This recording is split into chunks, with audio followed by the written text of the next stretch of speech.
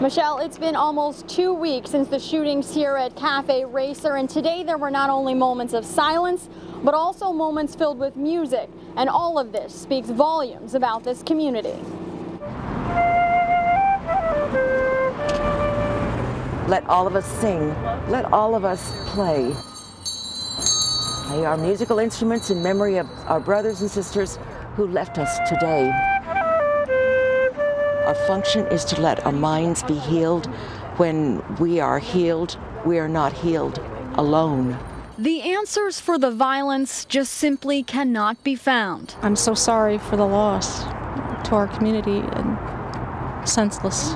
There is a breath of hope. I hope that something good will come out of this. And beauty. Because look at this community. I mean, this is just incredible.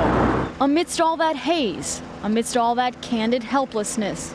Or if something like this happened to me tomorrow or something, will I have made the most of my time? Time, it seems, for so many, stopped on May 30th. In the silence of this loss, we are standing still. There is no movement to be made. Ian Stawicki, a disgruntled customer, walked into Cafe Racer, shot and killed Drew Karakitis, Joe Albanese, Kimberly Layfield, and Donald Largent. A fifth victim, Gloria Leonidas, shot by the same man who later took his own life. And in the silence, love moves on. We will always remember you, the joy, the laughter you brought in our lives. Rest in peace. The memorial here continues to grow. Meanwhile, the owner of Cafe Racer says he plans to open here sooner than later. We're live tonight in Seattle. I'm Kristen Cadell, KOMO-4 News. Mary, the fire here at the church is the fifth one in this area since February. Investigators still don't know if they're connected, but what this did here at the church is do more than damage their building. It has temporarily severed a connection to this community. We are the First United Methodist Church of Ellensburg, Washington. The last brick on the sanctuary was put in place in the late 19th century. Average attendance every Sunday is somewhere between 60 and 80 people. But before church members could even get into these pews on Sunday, And just be careful about the debris. this is what they saw. And hopefully it doesn't overwhelm the sense of smell. It's been pretty strong.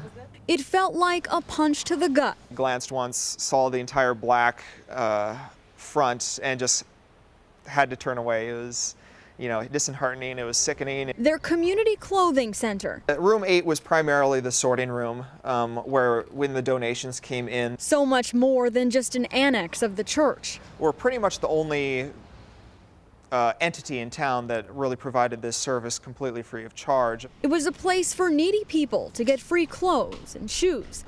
Now it is all burnt to a crisp. The hinges of the donation box, all that is left. We do believe that it was intentionally set. Ellensburg police say the church fire is the fifth arson in the city since February. At this point, it's too early to know if the fires are connected, but investigators are worried. We get more and more concerned as the fires start to actually create damage to structures. We want to remain the place at which the Community Clothing Center finds a home. The people of First United Methodist vow to rebuild. We are using the fire as a positive opportunity to make the clothing center a stronger presence in the community. And workers here have done a good amount of cleanup in just the past couple of hours. Damage is estimated to be in upwards of $100,000. Meanwhile, church officials say they still want to be able to provide to this community even without this building. If you'd like to help out, you can come by the church and drop off shoes or clothing so that they're able to donate it to people who are in need. For now, we're live in Ellensburg. I'm Kristen Cadell, KOMO-4 News.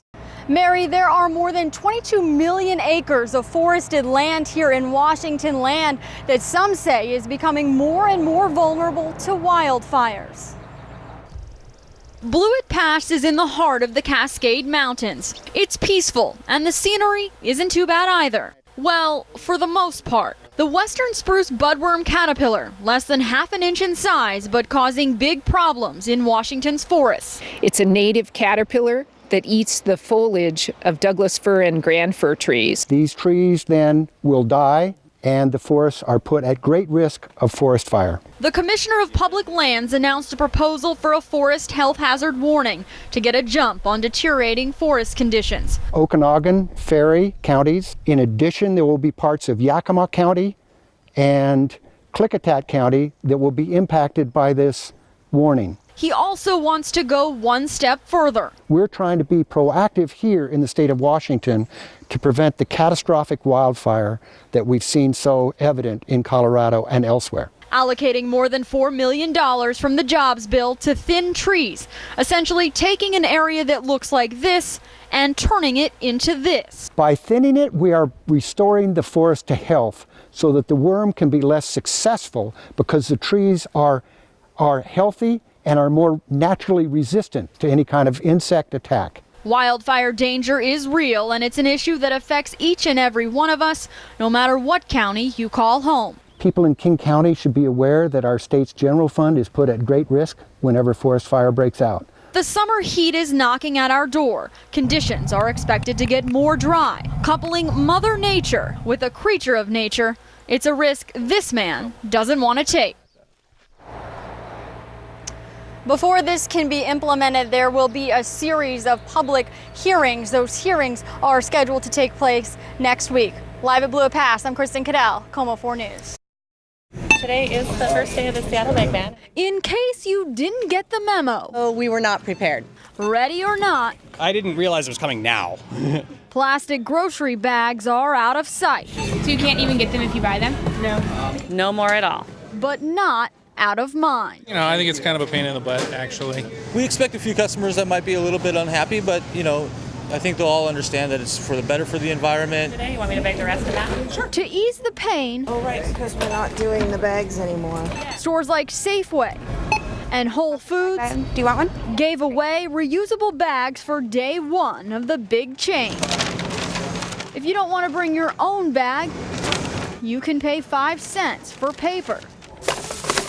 Plastic bags alone make up for 1% of the trash in Seattle. So the City Council unanimously approved the ban back in December. Overall, I think it's a good thing. If you're one of those customers not in line with the program, now may be a good time to start, because this ban is in the bag. Well, I'll see you and Meg.